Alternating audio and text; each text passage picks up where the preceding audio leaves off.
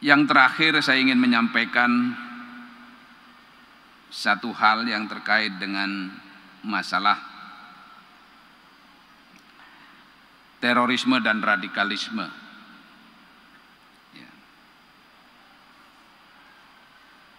Saya berapa kali menyampaikan bahwa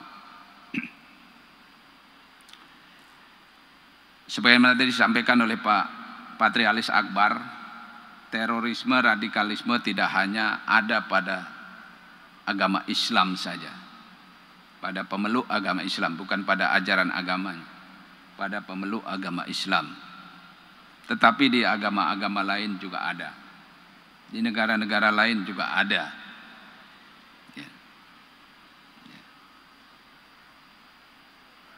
Nah, orang sering menyampaikan bahwa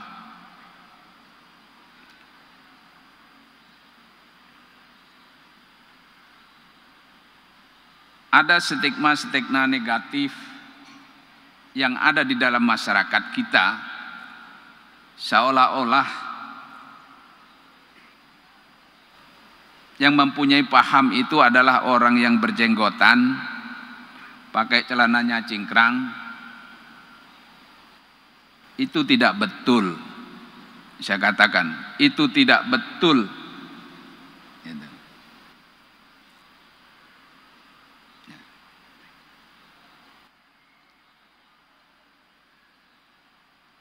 Ini sering sekali dicurigai. Orang ada jamaah datang ke masjid, pakai putih-putih, pakai celana cingkrang, pakai jenggot, kopiah putih.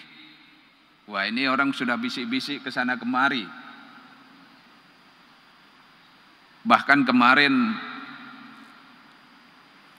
waktu malam Natal ada tablik akbar di Jayapura, di Sentani. Itu sudah bingung ke sana kemari. Itu saya tanya, yang hadir siapa? Ustaz Ja'far Umar Talib. Saya telepon yang bersangkutan. Saya bilang, Ustaz, apa kegiatannya? Oh, ini Pak Kapolri, kita ada tablik akbar. Kemudian setelah itu ke Arso, ada mau bangun pesantren. Apa benar rombongan ini mau ke Tolikara? Oh, enggak benar Pak, ini kita habis selesai ini ke Arso kemudian kembali lagi. Ini kan kecurigaan kalau ada yang putih-putih, ada yang berjenggot, seolah-olah ini nanti, wah ini paham terorisme masuk ke sini. Nah, ini tidak betul sama sekali. Oleh karena itu yang seperti ini, kenapa harus saya sampaikan? Supaya masyarakat tidak punya stigma yang negatif terhadap yang berjenggotan maupun yang pakai. Jadi tidak bisa kita identifikasi secara fisik.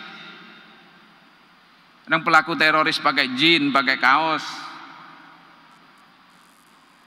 sebagaimana layaknya yang lain. Yang bisa diidentifikasi itu kalau kita berdialog, karena itu pemahaman. Karena itu pemahaman sehingga kita bisa mengidentifikasi seorang ini pahamnya radikal atau tidak, itu kalau kita berdialog. Itu.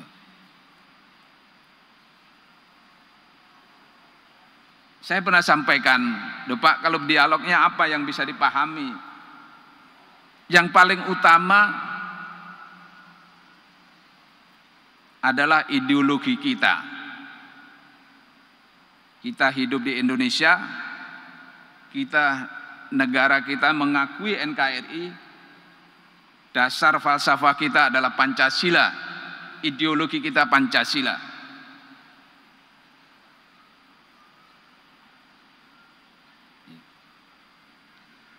Nah, itu implikasinya kalau dia tidak mengakui ideologi itu, implikasinya panjang. Banyak implikasinya.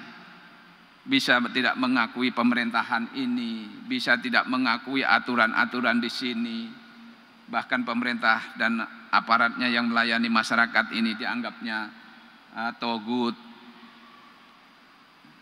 sesat dan lain sebagainya. Nah, yang demikian ini yang harus kita pahamkan kepada masyarakat kita, supaya tidak ada stigma-stigma yang negatif.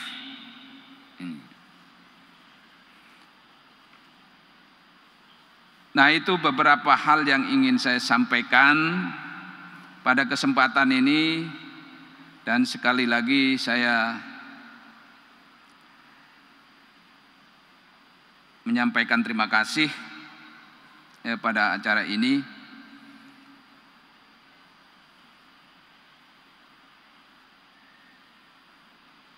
Akhirnya sebagai pimpinan Polri saya berharap agar seluruh umat Islam Indonesia dapat mengambil peran yang lebih besar dalam memelihara kerukunan umat beragama di negara ini.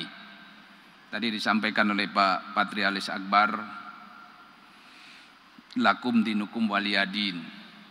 Ya, di Al-Kafirun itu tiap hari kita baca, hampir tiap hari kita baca, tetapi kadang-kadang kita tidak bisa meresapi makna itu, maknanya dan implikasinya.